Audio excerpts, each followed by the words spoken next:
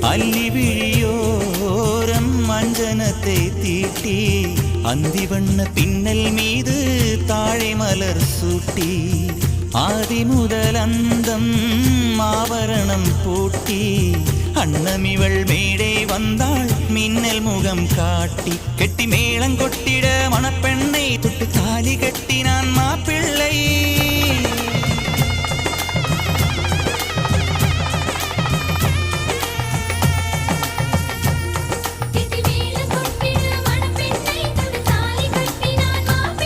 இந்த ஏழை நெஞ்சமும் நீ வாழ என்றும் பூக்கள் தூவும் நீ வாழ நலமாக.